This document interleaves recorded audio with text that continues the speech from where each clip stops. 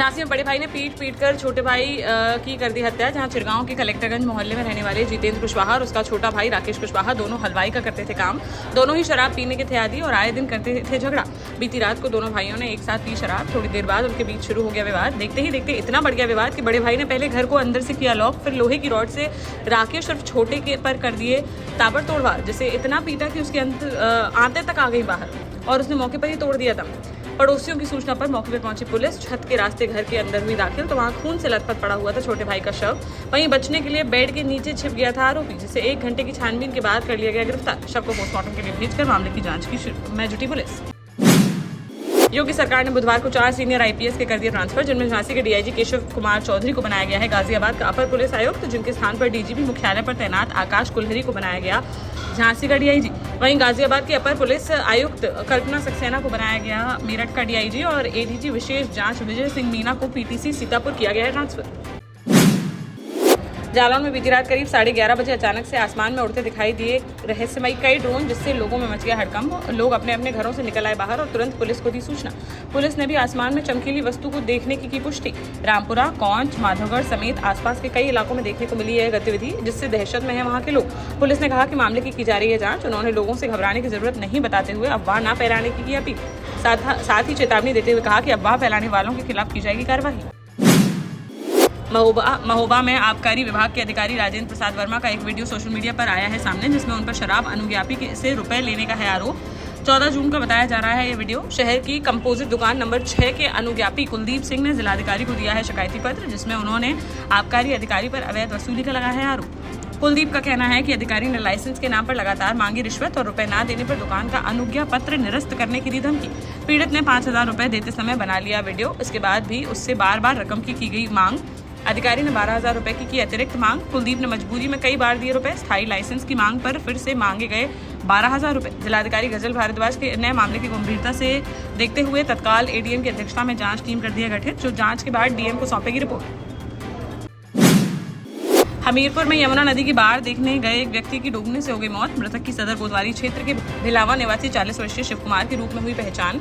बुधवार सुबह की यह घटना जब उफनाई यमुना नदी को देखने गया था शिव कुमार, तभी नदी किनारे कटान वाले इलाके में खड़े होने के दौरान उसका फिसल गया पैर और तेज बहाव में बहने से उसकी हो गई मौत। स्थानीय लोगों ने पुलिस की मदद से शव को निकाला बाहर। बुंदेलखंड विश्वविद्यालय इस साल मना रहा है अपना 50वां स्थापना दिवस। बुधवार को 30वें दीक्षांत समारोह का किया गया आयोजन, जिसमें शामिल होने पहुंचे कुलाधिपति व उत्तर प्रदेश की राज्यपाल आनंदीबेन पटेल, जिन्होंने बुंदेलखंड विश्वविद्यालय की एमएससी की छात्रा ऋषिका द्विवेदी को कुलाधिपति स्वर्ण पदक किया प्रदान। ऋषिका ने 92.70% अंकों के साथ कुलाधिपति स्वर्ण पदक किया है अपने नाम। इसके अलावा 13 छात्रों को रजत पदक एवं 20 छात्रों को कांस्य पदक किए गए प्रदान। कुल 45 में से बेटियों की झोली में गए 33 पदक। कुलाधिपति ने सभी को आगे बढ़ने के लिए किया प्रेरित। विश्वविद्यालय में विद्यार्थियों को उपाधि देने के बाद राज्यपाल ने जिले के अधिकारियों के साथ की समीक्षा बैठक, जिसमें दिए गए कई आवश्यक दिशा निर्देश। रात को झांसी में रात्रि विश्राम के बाद गुरुवार को ललितपुर जाएंगे राज्यपाल। निवाड़ी जिले के ढिमरपुरा गांव में गलियों और घरों में घुस गया है सिंदूर तालाब का पानी। बारिश के कारण उफान पर है नदी नाले। स्कूल जाने के लिए नाव का सहारा ले रहे हैं बच्चे। वहीं बीमारों को चारपाई पर उठाकर पहुंचाया जा रहा है अस्पताल। गांव में पीने के पानी की समस्या हो गई है उत्पन्न। लोग घरों में पानी के बीच रहने को है मजबूर। पीड़ित ग्रामीणों ने प्रशासन से लगाई मदद की गुहार। बांदा के थाना तिंदवारी क्षेत्र अंतर्गत धौसड़ गांव में पारिवारिक विवाद में राम आशीष वर्मा ने मंगलवार रात को अपनी पत्नी की कुल्हाड़ी से हमला कर दी हत्या, जिसकी तलाश में जुटी थी पुलिस। तभी बुधवार को मुखबिर की सूचना पर हत्यारोपी पति राम आशीष को गांव के बाहर पानी की टंकी के पास से कर लिया गया गिरफ्तार, जिसके पास से घटना में प्रयुक्त कुल्हाड़ी भी कर ली गई बरामद। न्यायालय में पेश करते हुए भेजा गया जेल। झांसी में एक सड़क हादसे में एक राजमिस्त्री की हो गई मौत, जहां नवाबाद थाना क्षेत्र के कोछा भवन में रहने वाले 52 वर्षीय कमल कुशवाहा राजमिस्त्री का करते थे काम, जिन्हें मंगलवार को कुछ काम कराने के लिए अपने साथ ले गया था गांव का ही एक व्यक्ति। शाम को वह कमल को लेकर बाइक से आ रहा था घर, तभी गांव के पास डिवाइडर से टकरा गई उसकी बाइक, जिससे उछलकर सर के बल डिवाइडर से टकरा गए कमल और गंभीर हालत में मेडिकल कॉलेज में कराया गया भर्ती। यहाँ इलाज के दौरान बुधवार को उनकी हो गई मौत। परिजनों का आरोप है कि शराब पीकर बाइक चला रहा था उसको साथ ले जाने वाला ग्रामीण, इसलिए हो गया एक्सीडेंट। पुलिस ने शव को पोस्टमार्टम के लिए भेजकर मामले की जांच की शुरू। देश का जाना माना सैनफिन ग्रुप आपके लिए फिर लाया है झांसी में वास्तु के हिसाब से फ्लोर प्लान सहित एक शानदार टाउनशिप, जिसमें सुरक्षा की दृष्टि से सीसीटीवी, एक ही ग्रैंड गेट से एंट्री और एग्जिट, चौड़ी सड़कें, parking, car wash area, senior citizen and international fountain parks, swimming pool, gym, badminton, tennis आदि courts, school, hospital, shopping mart आदि कई सुविधाएं। इसीलिए तो हम झांसी में लोगों की पहली पसंद। 12 साल पहले अपने स्टार्टअप के साथ ही योग्य नेतृत्व, अनुभवी टीम और सक्षम सेंट्रलाइज और उत्तरदायी प्रबंधन के बल पर सबको घर गुणवत्ता के साथ समय पर घर की योजना के तहत सैनफिन समूह ने बहुत ही कम समय में 1500 से ज्यादा यूनिट्स को दिया है कब्जा। समय पर डिलीवरी से हमारे ग्राहकों में बढ़ा है विश्वास और मिली है संतुष्टि। सैनफिन समूह ने बहुत कम समय में Sanfin Ashok city, green homes residency, green homes city, Sanfin Ashok valley, Delhi public school, Sanfin शाखा, केन सैनफिन अस्पताल सहित कई अन्य परियोजनाओं के साथ नई झांसी के निर्माण में स्थापित किया है एक बड़ा मुकाम। तो आप भी आज ही आइए अपने परिवार के साथ और कीजिए अपने सपने साकार।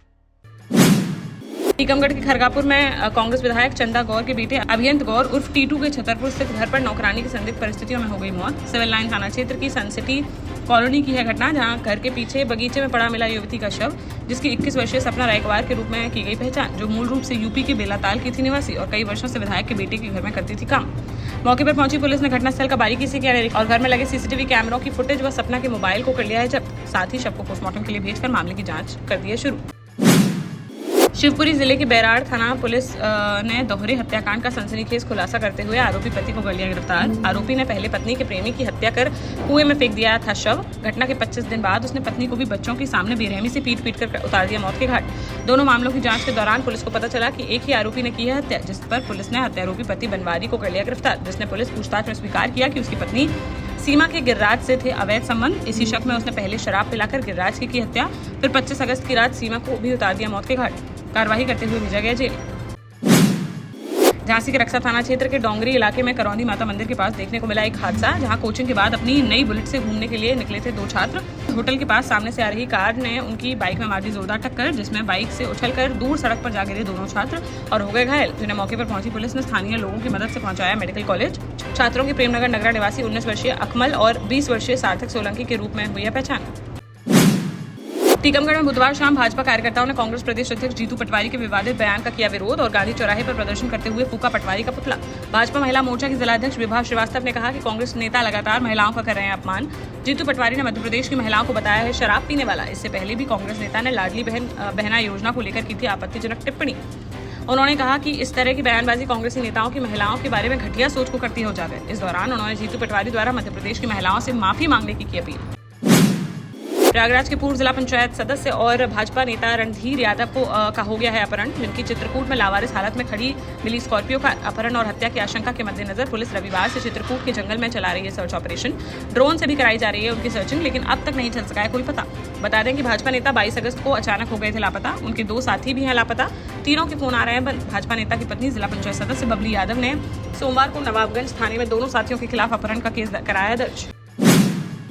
झांसी में मौरानीपुर कोतवाली पुलिस ने एक शातिर चोर को किया गिरफ्तार, जिसके पास से चोरी का एक ई रिक्शा किया गया बरामद।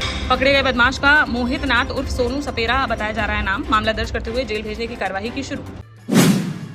महोबा के जैतपुर विकासखंड के बड़खेड़ा गांव स्थित कराक देव मंदिर में सफाई कर रहे 40 वर्षीय खचौरा पाल को काट गया सांप, जिसकी चीख पुकार सुनकर आसपास के लोग हो गए एकत्रित।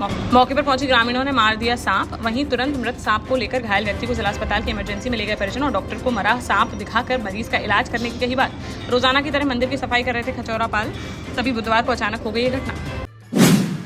ललितपुर में LUCC द्वारा किए गए 1600 करोड़ के घोटाले को लेकर अब एक और विधायक ने मुख्यमंत्री योगी आदित्यनाथ से की मुलाकात, जहां लखनऊ पहुंचे प्रदेश के श्रम एवं सेवायोजन राज्य मंत्री मनोहर लाल पंत ने सीएम से बात करते हुए बताया कि घोटाले में शामिल आधे से अधिक लोगों पर अभी तक नहीं हुई है कोई कार्रवाई। जनता की धनराशि का अन्यत्र निवेश कर मुनाफा कमा रहे हैं ये लोग। राज्य मंत्री ने मामले की CBI या आर्थिक अपराध शाखा से उच्च स्तरीय जांच कराए जाने की उठाई मांग। इससे पहले सदर विधायक रामरतन कुशवाहा भी CM योगी से मिलकर CBI जांच की कर चुके हैं मांग।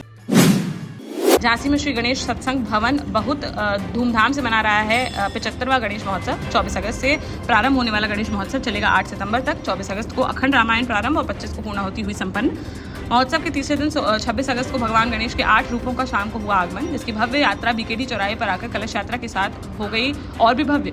समाजसेवी डॉक्टर संदीप सरावगी की अगुवाई में कलश यात्रा का हुआ शुभारंभ। जगह जगह शोभा यात्रा का किया गया भव्य स्वागत। अंत में मुख्य आयोजक सीताराम कुशवाहा ने सभी अतिथियों का किया स्वागत एवं सभी भक्तों एवं मातृशक्ति को प्रसाद वितरण कर सभी का जताया आभार और प्रतिदिन उपस्थित होने की प्रार्थना।